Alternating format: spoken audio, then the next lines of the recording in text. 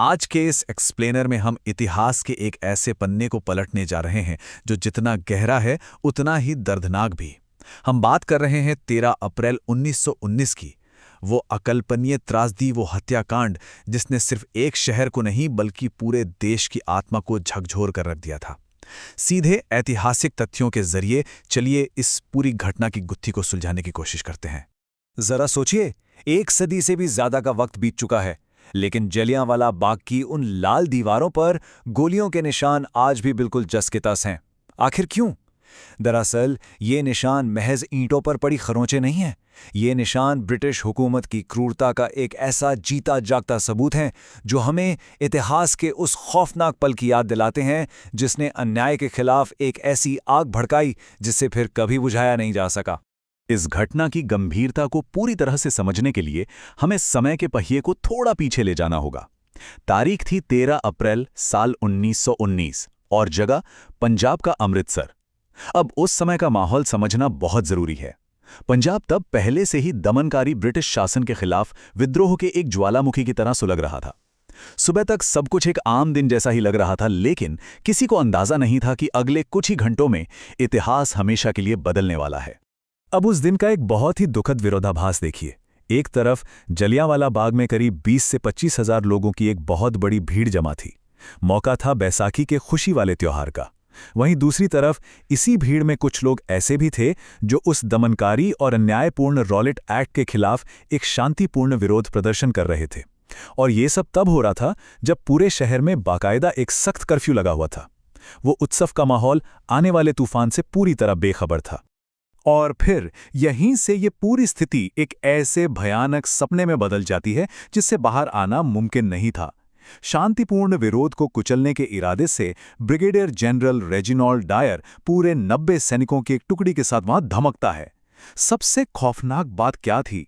सैनिकों ने जानबूझकर बाहर निकलने का जो एकमात्र संकरा रास्ता था उसे पूरी तरह से ब्लॉक कर दिया और फिर बिना किसी पूर्व चेतावनी के उस निहत्थी भीड़ पर अंधाधुंध गोलियां बरसाने का सीधा आदेश दे दिया गया। ऐतिहासिक स्रोतों से जो प्रत्यक्ष खौफनाक सच सामने आता है उसे सुनकर रोंगटे खड़े हो जाते हैं। वहां मौजूद महिलाओं, बुजुर्गों और यहां तक कि छोटे छोटे बच्चों तक को नहीं बख्शा गया। जो परिवार सिर्फ बैसाखी का मेला देखने और त्योहार मनाने आए थे, उन्हें बेरहमी से गोलियों से भून दिया गया। जान बचाने के लिए भागने की कोशिशें हुई, लेकिन वो इकलौता रास्ता डायर के सैनिकों ने बंद कर रखा था। वहां से जिंदा बच निकलना लगभग असंभव हो चुका था। अब इस बात पर गौर करना बहुत दिलचस्प है। मौतों के आंकड़ों में जो जमीन आसमान का अंतर है वो हैरान करने वाला है। ब्रिटिश साम्राज्य के आधिकारिक रिकॉर्ड्स ने दावा किया कि मरने वालों की संख्या सिर्फ 379 थी, लेकिन ऐतिहासिक जानकारों और जमीनी हकीकत का जो अनुमान है उसके मुताबिक वहां वास्तव में करीब 1000 मासूमों ने अपनी जान गंवाई थी। ये आंकड़ा साफ दिखाता है कि साम्राज्य की फाइलों और असली नरसंहार की सच्चाई के बीच कितना बड़ा फासला था। लेकिन त्रासदी सिर्फ मौतों तक ही सीमित नहीं थी।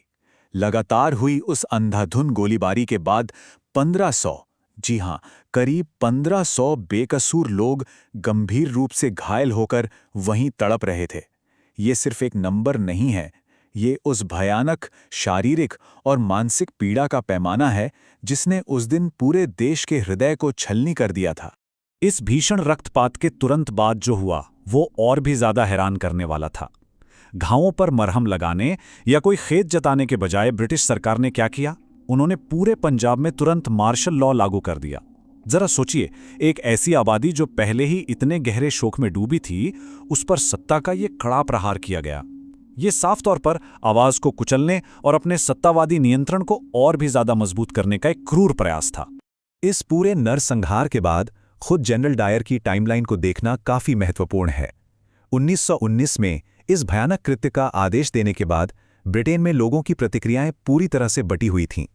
कुछ लोगों ने उसकी तारीफ की तो कईयों ने उसकी कड़ी निंदा की। आखिरकार इस बढ़ती आलोचना के दबाव में उसे भारत में तैनाती से रोक दिया गया और 1920 में इस्तीफा देने के लिए मजबूर होना पड़ा। सालों बाद 1927 में एक ब्रेन हेमरेज की वजह से जनरल डायर की मृत्यु हो गई। सच कहें तो जलियांवाला बाग की मिट्टी में जो मासूमों का खून बहा वो बिल्कुल भी व्यर्थ नहीं गया। इस बलिदान ने भारतीय स्वतंत्रता आंदोलन की पूरी दिशा ही हमेशा के लिए बदल कर रख दी। इस एक घटना ने पूरे देश में फैले उस अपार शोक और क्रोध को एक ऐसी शक्तिशाली लहर में बदल दिया जिसने भारत की आज़ादी की लड़ाई को एक नई, उग्र और कभी न रुकने वाली ऊर्जा दे दी। इस एक्सप्लेनर के अंत में सोचने के लिए बस एक यही सवाल बचता है, कैसे एक ही दिन की ये अकल्पनीय त्रासदी एक इतने विशाल साम्राज्य की पकड़ को हमेशा हमेशा के लिए तोड़कर रख देती है और पूरे राष्ट्र को उसकी आज़ादी के लिए जगा देती है।